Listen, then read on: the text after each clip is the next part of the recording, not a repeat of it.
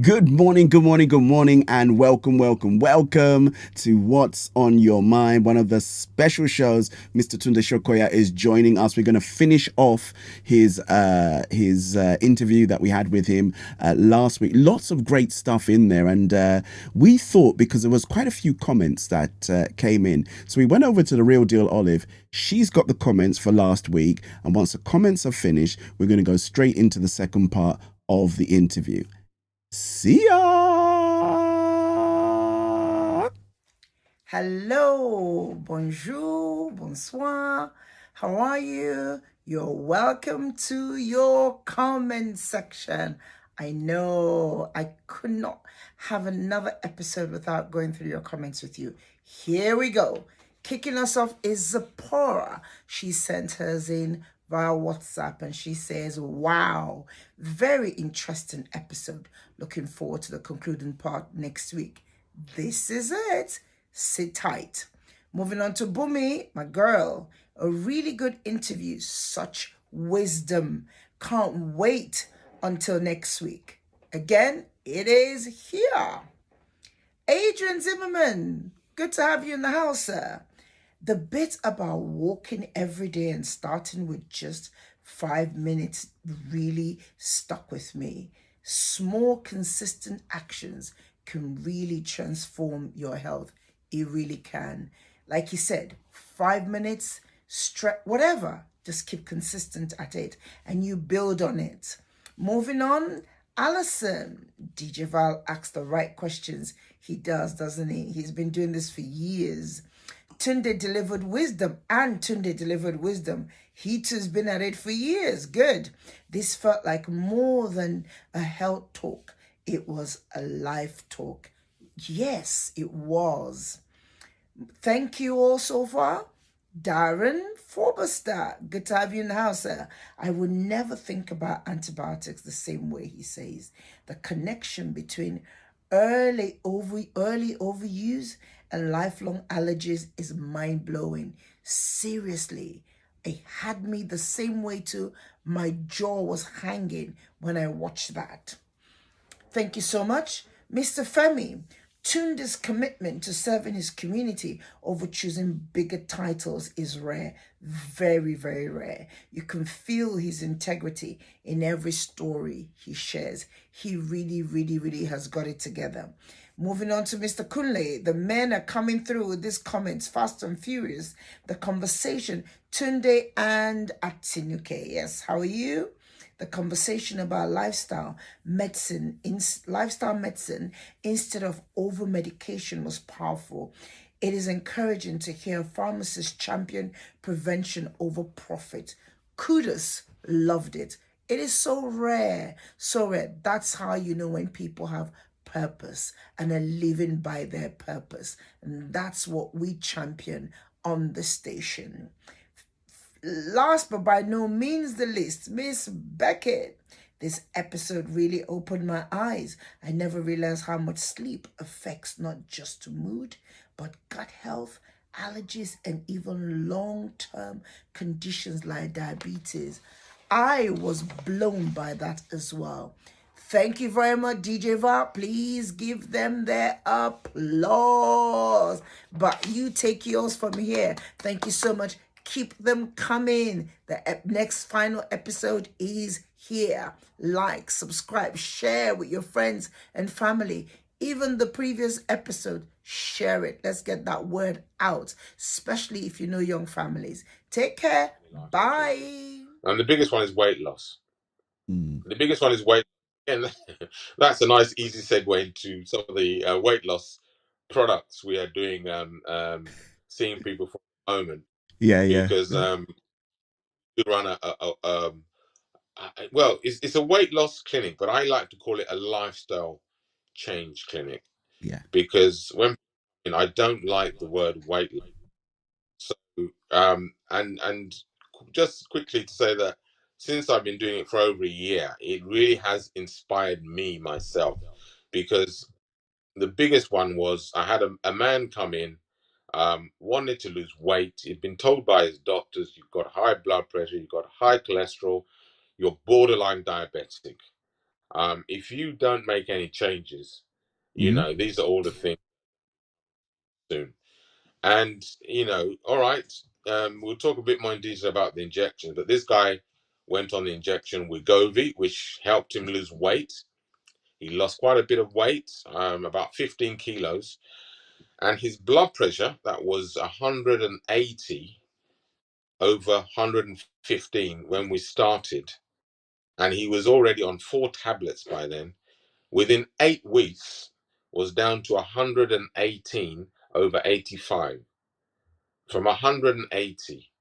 So, I mean, for me, it was so inspirational to see that within 8 weeks, due to a combination, because again, what I always say to them is I'm not going to prescribe the injection for you to help you just lose the weight. We have to see this as a lifestyle change. So that's why I changed the name of the clinic from weight loss to lifestyle change. And what I do, I speak to people when they come in to see me first, they pay a fee to see me, to consult with me. And we sit down and talk about things that they should get rid of. So I tell them for the first month, they must get rid of milk, they must get rid of rice, and they must get rid of bread. On top of that, Rice? they No must. way. Jollof rice? No way. Oh, it is in order to get the best outcomes, and we're Yeah. talking about the first month. And what I try and do is we try and do that in the first month, so that we can optimize the treatment. And then after the first month, depending on the results, we can then start to introduce some of those things, but in a much healthier format. So instead of white rice, maybe the brown rice. Instead of white bread, maybe the The whole what's the other meal. bread they make? Sourdough bread. Sourdough bread. Okay. Sourdough. Yep. And then the milk, we try and get people to have the plant-based milk instead of Yeah. the cow's milk. Yep. Because again, people don't realize this, but cow's milk is not meant for humans. Cow's milk is baby cow.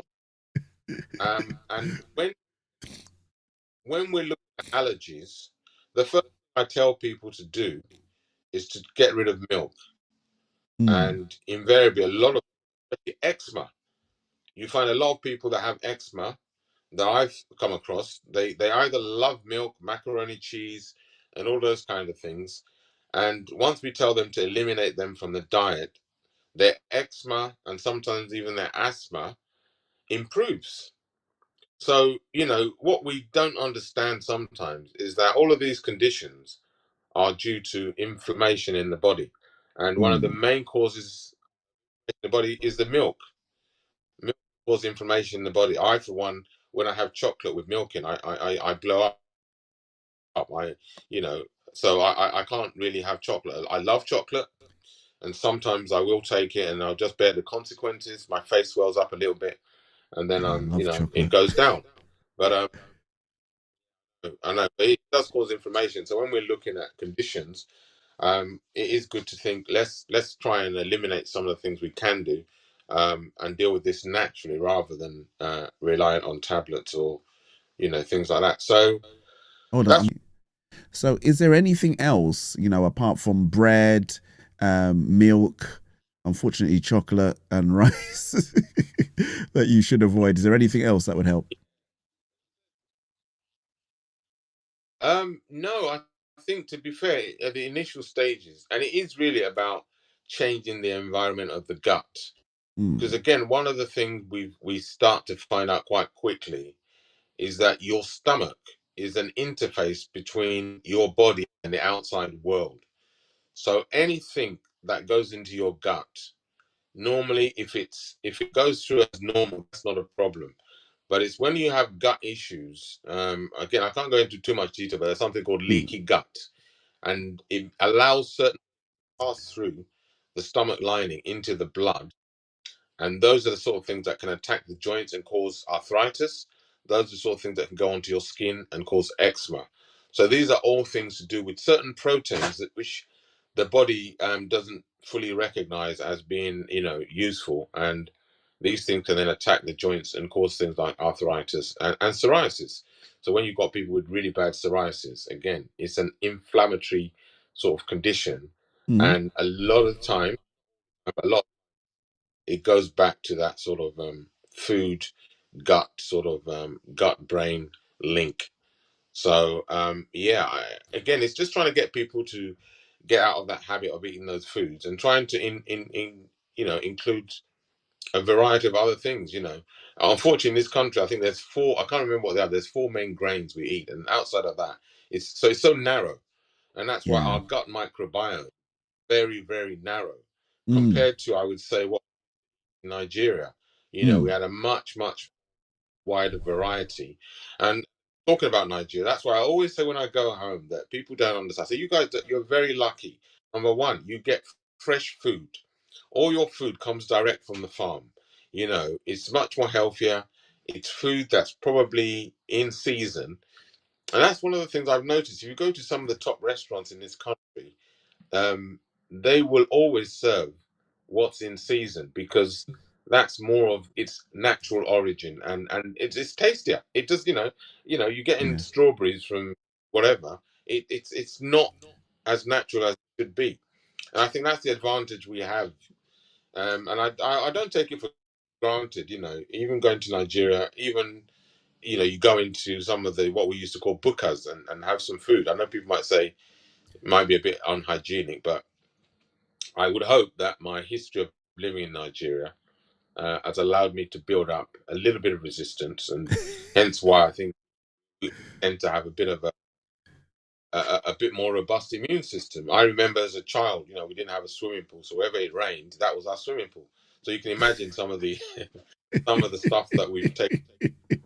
But again, I think that's good stead. It really has, because at that early age, being exposed to a wider variety of microbes, Mm. bacteria, means that your body, you build up a lot of immunity. Hence, why again I go back to why children are getting more allergies in this country, because Mm. they're not exposed. They're not allowed to go out and play.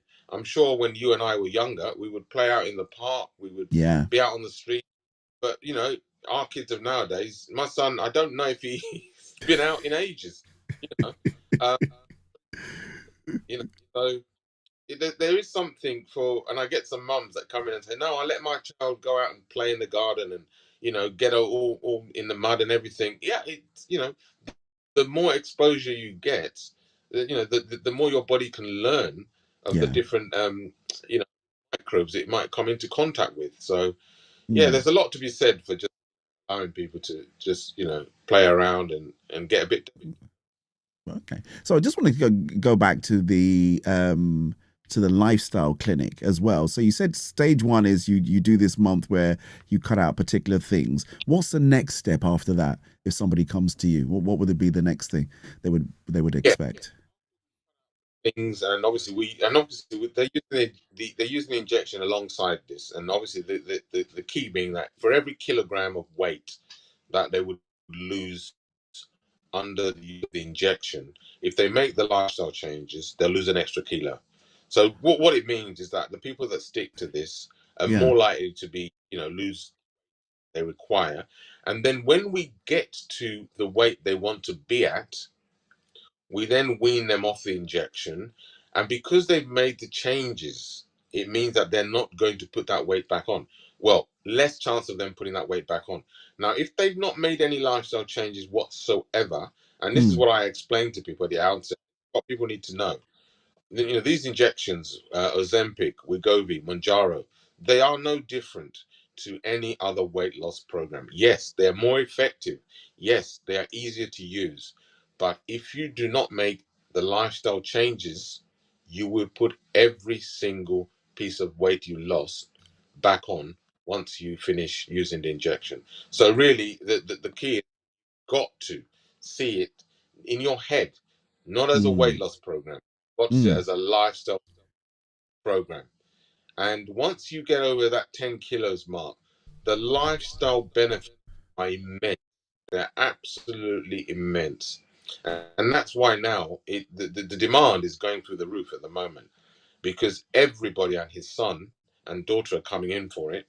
I've got patients now coming in who have been diagnosed with cancer and myeloma, and they're specialists. has said yes, no, it will be a good thing for you to go on this injection, because we know that if you lose weight, it might help with your treatment, one, but also it means that if you've got less weight, any medication we give you, we should see better outcomes with it, because it's got a better medium to work in. So the benefits are there, Yeah. but again, lifestyle, going to the whole holistic approach, it really is important. I'm a pharmacist, and I think if you ask most pharmacists, we don't like taking drugs. We do not want to take drugs. And therefore, it's important for people to understand the different lifestyle choices Mm-hmm. and options that are out there, Mm. and just try and embed, as much as you have to breathe, as much as you have to drink a glass of water, just try and embed into your daily life Yeah. that bit of exercise, that Yeah. trying to eat healthy. Trying to eat healthily can sometimes be quite hard. It's quite confusing. But just making that effort to try as much as possible. And most of all, like I said earlier, it's sleep. Just trying to get that sleep. It really does make a big, big difference. Okay. But again, that's some really good and solid advice. So, can you prescribe the weight loss, or does it need to go through a GP first, like for a referral, or how does it work? We do. As a prescriber, as I said, I'm a prescriber, a prescribing pharmacist. So we are, we have to do, again, we have to go on a special course for this. But I can see people and prescribe for them.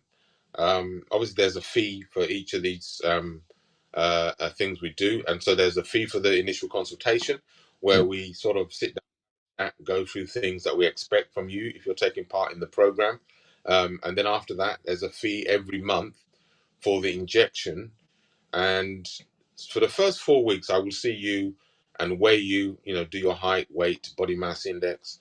So for the first 4 weeks, we see you again to make sure you're not getting any side effects. So again, that's one of the things I haven't spoken about. So Yeah. with every medication, there are side effects, Yeah. and the weight loss injections. So you would have the main one, which is nausea. A lot of people will complain that they get nausea, but the nausea comes from the fact that the injection slows down the transition of food through your gut. So it slows down the movement of food. So while it has slowed it down, if you now try to eat, you will feel nauseous. So Okay. nausea will come about when you're eating, when you shouldn't be eating. Okay, so Okay. that's why it will happen. You're eating too much. That's why the nausea occurs. Some people will also get diarrhea or constipation. And the most common, Okay. no, I say the most rare effect is acute pancreatitis. And it's something we really have to keep an eye out for. That's Okay. sometimes we have to hospital anybody with that effect. Is one I warn people of before they start treatment. And the whole point of seeing them weekly in the first case is to monitor if they're getting side effects. Yeah. And also the whole point of starting on a low and slowly increasing it over the months, again, it helps to minimize the risk of any of those side effects. Mm. So after the first month, we see them monthly, just to again, how are you getting on, any side effects, and then we also start to incorporate some sort of exercise for them to do, because we know when you lose weight, Mm. a good maybe 20 of it is muscle as well.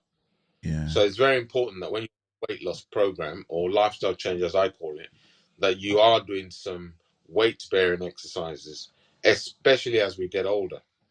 We Mm. really do need to, keep up, the protein in the diet, but also just doing those weight bearing exercises. It could be as simple as doing some squats or some press ups, just things like that, really, just to keep, that muscle mass. Because Yeah. as we get older, we will tend to some muscle mass. So, and that's what we do really on a sort of monthly basis. We just monitor the patients and see how they're getting on, Mm. and just have about how they're getting on with the window.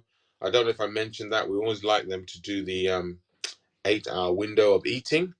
So they choose an 8 hour window, be it 12 to 8, or some people choose 10 to 6. and outside of that window, they can only drink water, um, or black coffee, black tea. Huh. So those are so we do that again as part of the first month. Um, I hope by the end of the first month, and it does tend to happen, that most people lose the taste for milk, so they don't actually like the Mm. milk anymore. But if they do, I say that they should have the plant-based milk. And this is what I found works. It really does work for most people. I would say I have 100% success rate, and that's why I do the screening in the first place, because I don't want to waste their time or my time. And so that's why we have that initial consultation to just, Mm. lay down what the expectations are, what's involved. And I know, and I say to them, you can actually get it cheaper a lot of the times online, and some people do go for that. Yep. But some of them then come back to me later because they're not getting that one-to-one. And as I said, I'm a people person. Yeah. That one-to-one support, and they always tell me that, yeah, they like the fact that they are accountable. They will come to me every week, and they have that Yeah. space to talk about side effects that they're getting. Are they sticking to the plan? Are they not? And then we can try and see, what we can do to help that. So, and it's quite fulfilling for me. You can imagine when you see somebody come in Yeah. and they've lost like 30 kilos. I mean, some of them, honestly, I'm just like in awe. I'm looking at them thinking, I feel, really, really grateful that I've been to help them. It's so fulfilling. It makes my job really worthwhile. It really does. Really, really, really fulfilling. Wonderful. Okay. Okay. I mean, that is all real good stuff to real good stuff. And I think at the end, I'm sure people are watching and are thinking, yeah, he definitely sounds like the person I'd like to be involved in my journey. We're going to give all the details of how they can connect with you as well at the end of the interview. But I just want to go back to something that I've heard you speak about vitamin D before, and again, you alluded to it in this interview as well. In Yeah. terms of ideal dose amounts, tell us, what we should do to get the right amount of vitamin D into our bodies. Okay. Yeah, that is one of my biggest passions. And I spoke about it again day before yesterday. That a conference for microbial resistance. They invited me to come as a panel member to talk about antimicrobial resistance, and I had to then highlight to them there's studies that were done, for example, that showed if you are low in vitamin D, if I Mm. give you a flu or a COVID jab or any vaccine for that, your response is lower the lower your vitamin D. So you hear about people say, "Oh, I had the flu jab, but I still got the flu." And the Yeah. question we start to ask, was it because your vitamin D was low that you didn't respond? You didn't Ah. see? And just to emphasize, to really emphasize the importance of vitamin D. We've all been through COVID. We all knew how, terrible that period was. Life is now described as pre-COVID or post-COVID, Post COVID, but it yeah. was a horrible time. And to show you how important vitamin D was, there was a study done up north. What they did, they before you were admitted for COVID, they checked your blood to see what your vitamin D level was, and then they then followed you throughout your journey into hospital. And what came out quite clear was the lower your vitamin D was, the more likely you were to either die or end up on intensive care. If your vitamin D level was topped up and normal range, you would spend maybe 1 or 2 days on the ward and then be sent home. So that was so clear. It Wow. really was so clear. But Wow. follow on from that, I'm not going to go into too much detail, but I did treat quite a lot of people over the COVID period. And the first thing I did was to put everybody on high dose vitamin D. We put people on 20,000 units daily for 10 days, in addition to some other things. But the vitamin D was really key. Vitamin D is so good for the immune system. It's been shown when we talk about any respiratory illness, so flu, COVID, colds, vitamin D topped up, you're in a better position to fight these things off. Yeah. Hence why I was talking about the antimicrobial resistance conference, because if everybody's vitamin D level was topped up, number one, they're in a better position to fight any viruses. And number two, if they do have a bacterial infection, again, it's something that will help the immune system. Our immune system, if our immune system is functioning on all cylinders, it can deal with a lot of the things that we come into contact with. So vitamin D really does boost the immune system. Now, in terms of dosages, the problem we have at the moment is the dosages, nobody really knows. What we do know is that if you've got dark skin, you need to be at the higher end. Lighter skin, you don't need to be, as much. So what I normally recommend for people with light skin is between 1 to 2,000 units. That's 1 to 2,000 IU daily. For people with dark skin, I start at about 3,000, and it can go up to 5,000. You see, the problem with vitamin D as well is that there's so many different variables. Like if you're overweight, what happens when you take vitamin D? It goes and sits inside your fat cells. So there's not enough in your blood to help the whole body. So that's why if you're fat or overweight, I should say overweight, sorry, you need higher dose. So again, in an ideal world, when people are admitted to hospital, the first thing they should be doing is checking their vitamin D. Because if you're low in vitamin D, whatever we give you, you're not going to have the best response compared to somebody who's topped up with vitamin D. Yeah. So Yeah. you see, it's. I always say if there's anything you can do, we call it low hanging fruit, to impact the most people is vitamin D. Now, one caveat I would say to that is sometimes people say, well, what's the side effects? Can you overdose? To the most point, you can't overdose, but one of the side effects is that it can increase calcium in your body. Now, there's studies that were done that were people that were taking 50,000 units a day, and they were taking that because they had psoriasis, really bad skin psoriasis. And within 9 months on that high dose, their psoriasis improved greatly. And when they checked for side effects, there was no significant increase in their Okay. calcium level, Good. which is the main side effect. But just to be on the safe side, I would always say to people, worst case scenario, get a blood test done. You can get a blood test done. It might cost you maybe 40 or 50 pounds, depending on where you get it done. Where you can either get it done through your GP for free, but they don't generally do vitamin D on its own. If you ask, they might do it as part of a blood test they do to find out other things, but generally they won't do it. So it's something you can do privately. And I say, look, your health, your health is so important. And if it's one thing you can do is to top up or check your vitamin D. I mean, the studies show about 70 to 80% of people in this country are low in Yeah. vitamin D anyway. Yeah. Why I can safely recommend light skinned people 1 to 2,000 units, and 3 to 4,000 up to 5,000 for dark skinned people. But And it that's is daily, something I right? would say, That's per day, right? that's per day. Yeah, Okay. that's per Wow. day. Yeah. Yeah. Yeah. I, If I, if, if I've. vitamin D was a new drug, I'm telling you, it would be a big money earner, and people would be hearing about it all over the world. But because it's something that is, nobody can really patent it anymore. There's not going to be any big studies that the big drug manufacturers would do to demonstrate how much it works. So it is up to clinicians to really sing about vitamin D and all what it does.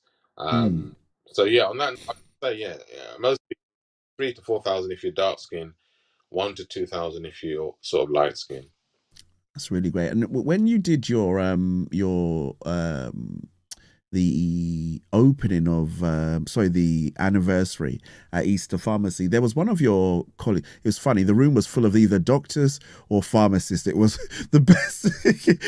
I joke that if anything happened to me, I knew I was in the safest place probably in the UK at that moment in time. But I remember someone else saying to take was it magnesium with it as well? One of your colleagues said to take Yeah, an. magnesium will help with sleep, Yeah, but they also do vitamin K. They say vitamin D and K2. It and just K2. helps the absorption. Yeah, I K2, see. vitamin D and K2. Different thing that helps would help with sleep. So a lot of people have found that taking some magnesium supplements has been shown to sort of help people when with sleep. Okay. Oh, great. Well, I think I've learned gazillions already, and I'm sure everybody else has as well. There's just some things people tell you about things like get a good night's sleep, and you think, yeah, Yeah. whatever. And you've just really highlighted how important it is. It is. I wanted to, because we're kind of over time, but there's just two more things I just really want to speak about. One of those was menopause as well, and again, casting my mind way back to your the celebration that we had, the anniversary for Easter Pharmacy. We have quite a few passionate people speak about menopause, and someone mentioned how the young lady got early diagnosed early with menopause, how she came into you and you were kind of like the only one that really spotted what was going on. So tell us a bit about what to look out for, and what kind of support you guys offer as a pharmacy. Yeah, I'll be honest with you, that's an area that I'm not too familiar with. Mm, Yes, we had a lady that did do a talk on it. She was really good. And the problem with that, I think, was that she'd been to a GP about 8 times. And because she was so young, it was that they did not think she should be experiencing menopause, but it was she I was see. in, and so she set up that sort of a or something which again caters for that sort of incident. What happened to her? She didn't want people going through exactly. She had infections. She had so I can't remember. She had quite a few things going on, and nobody linked them all together. And so she went privately before she got diagnosed. So there's not. I mean, Ah, it's not okay. all I do say is that we did again. We have recommended people try vitamin D when they start getting early menopausal symptoms, just to see if there's something there. And I've had a couple of patients that have come back and told me, yeah, no, it really did help. But I think for that, really, they probably need to get Get a one of the refer. clinics run by them, and I think that's better because in pharmacy at the moment, in our pharmacy, we're not really sort of hot on that at the moment. We can only do the lifestyle side of things. So, Yeah. yeah, yeah, yeah. All right. Okay. Okay. That's all fine and fair. We'll move on. So obviously, on one of our other shows, on our breakfast show in particular, she's been talking a lot about AI and how technology is playing a huge part in a lot of things. And again, at the start of the show, I mentioned that you're the only pharmacy that I know that actually has a robot dispensing and doing stuff within it, which I know that, you spent a huge cost there. But how is the involvement of AI and technology, affecting, pharmacy, in general?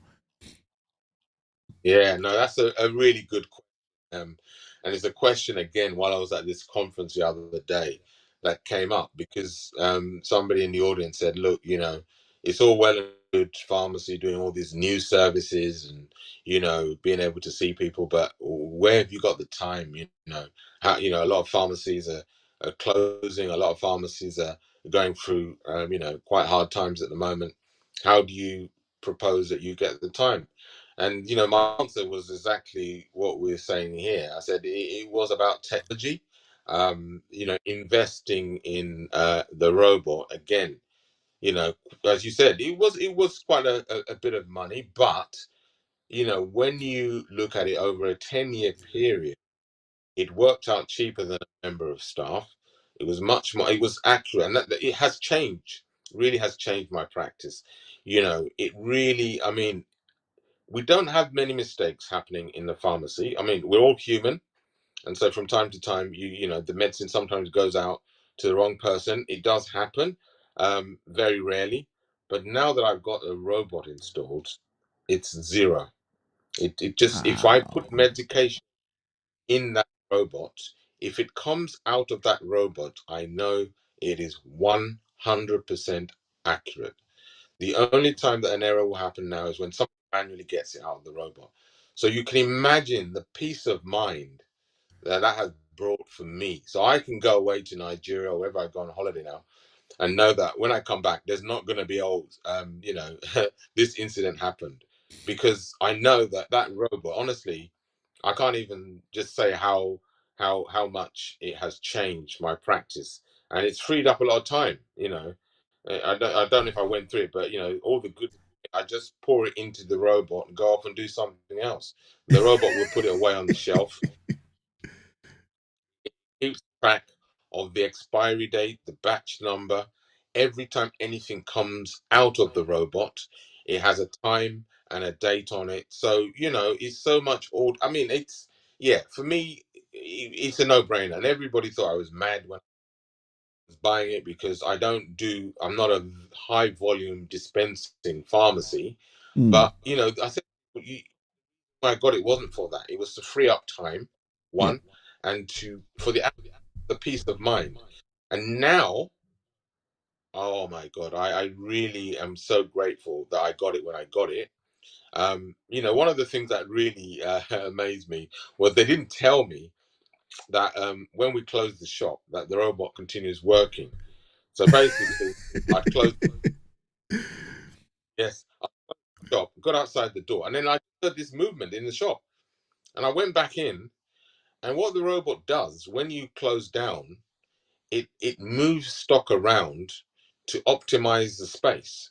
So if I was leaving today and close the shop, and let's say there was about 10% space left for stock for tomorrow, what the robot does, it moves stock around, and then I come in the morning, I've got 15% more space because it optimizes the space.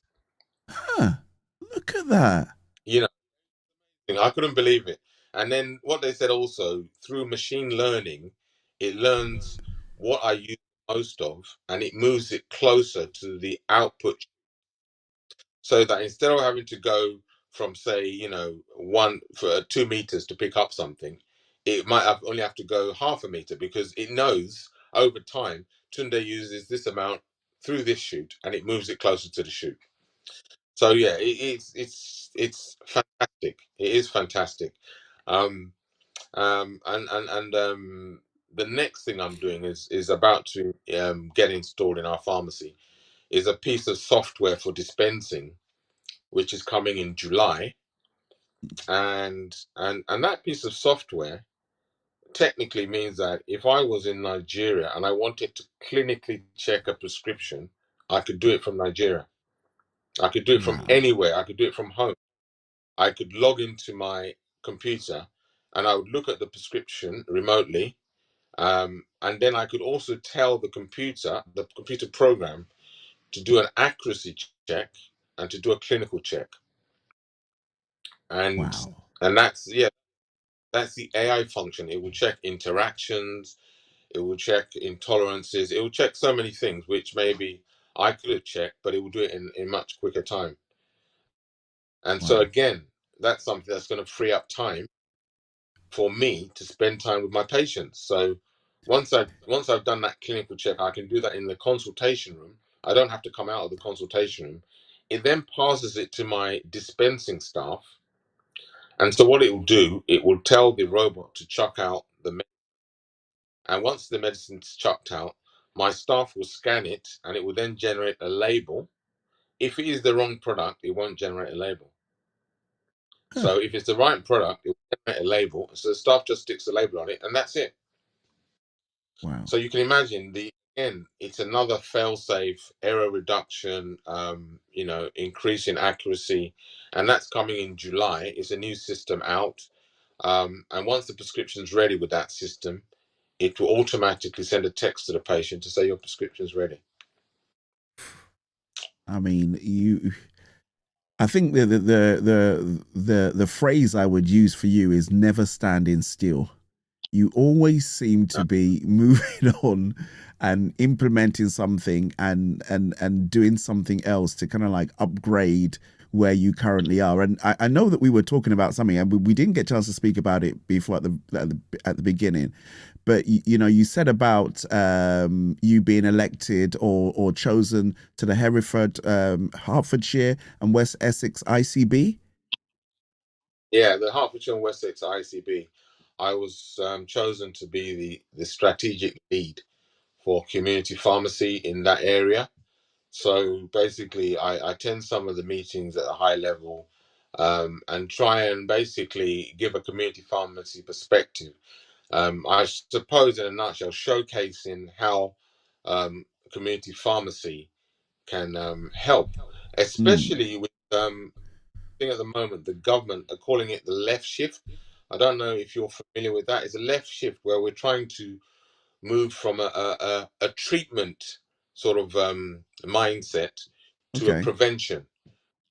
So instead of waiting for people to get ill, we're trying to now build in as much as possible to try and keep people well.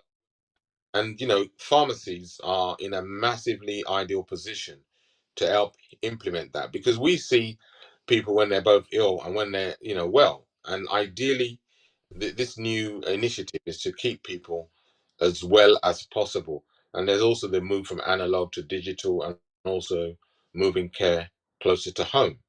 So the Mm, whole point is that they're moving into what we call integrated neighborhoods, where we're doing a lot more locally. We're getting GPs to work closer with pharmacists and even the optometrists and the dentists. So that's why I'm on that board, really, to give a pharmacy perspective and just highlight some of the areas that I feel mm, that you know be able to help. yeah. And yeah, it's quite an exciting post. And yeah, I do feel that I'm making some good contributions to the program, really. That is, as I said, never standing still. I'm sure if there was something else that was available for you to do, you're going to find yourself doing it just to, just to improve and make things Well, happen, right? we're already looking at Like, one of the things we're looking at the moment is for asthma.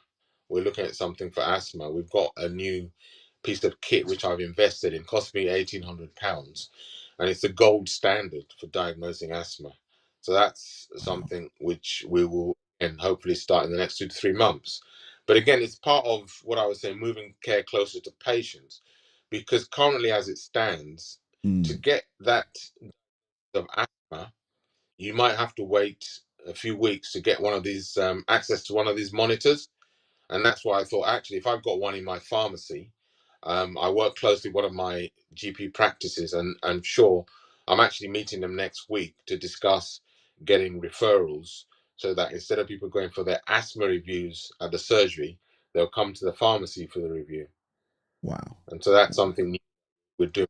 Again, it's all about developing that unique selling point, always staying ahead of the curve, so that you're not competing with other pharmacies on things that you can find. There's always new stuff out there. Yeah, And I think this in as well, to start looking at better ways, less innovative ways of making sure that we help people to stay healthy, yeah, get that care close to people, increase access. So yeah, that is, and so lifestyle plays a key point in that, and that's why yeah. I'm really passionate about Right. improving the lifestyle. Listen, we're gonna have to stop, but it has been. This is really one of the ones that you're going to have to play back and listen to again anyway. I don't know where you are, but there has just been so many different nuggets and great things to be able to pick up as well. I know that you work very closely with other GP practices. Is it King's Medical? I remember them from the party, right? Yeah. Yeah. Is there anyone you want to give a shout out to, and then tell people how they can connect with your pharmacy in particular? Yeah, no, yeah, the shout out goes to King's Medical Centre, Buckhurst Hill, all the doctors there and the staff. They've been fantastic. We have such a fantastic relationship, and as I said at the party, they really have helped me develop as a pharmacist. The trust they have, the collaborative working between us, And I see a lot more better things, coming down the line. And in order to get in contact, we have our website, which is www.myeasters.com, which is just being revamped at the moment.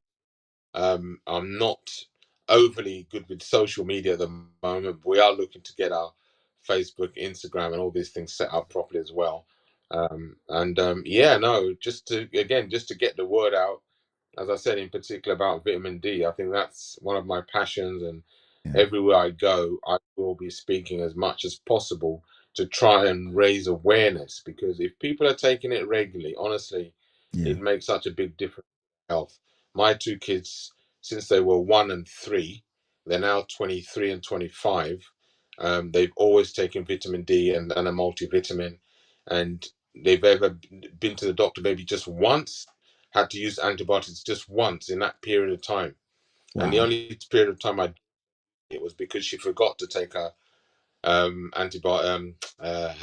vitamins for a couple of days, and she went for a sleepover, and she didn't take it. So they do work. People say, oh, your multivitamins, they're just expensive urine. But no, especially vitamin D. I can't get away from that vitamin D thing, because as we've moved away from the equator, and we've not got enough sun in this country, and therefore, just general body aches and pains. Just again in the winter time, less sun here, hence we get the seasonal affective disorder, which is sad. Again, there's links to show that again to vitamin D. We all stay indoors most of the time, and on that, say that even people in Nigeria, I used to think that because Nigeria, there's lots of sun in Nigeria. I've got colleagues that I treat in Nigeria for blood pressure, and I've asked them to do blood tests, and when it's come back, they've been low. And the reason they've been low, they live in an air-conditioned house, go to an air-conditioned car, and then so they're not exposed to the sun. So even in hot climate, if you're covering up or you're not in the sun, then you are still going to be low. And like I said, if anybody goes away with anything, please ensure you're topped up on your vitamin D. Not enough people know about it. And the last thing I'll say on that is they are looking into, is there a link between our prostate cancer in black men and vitamin D?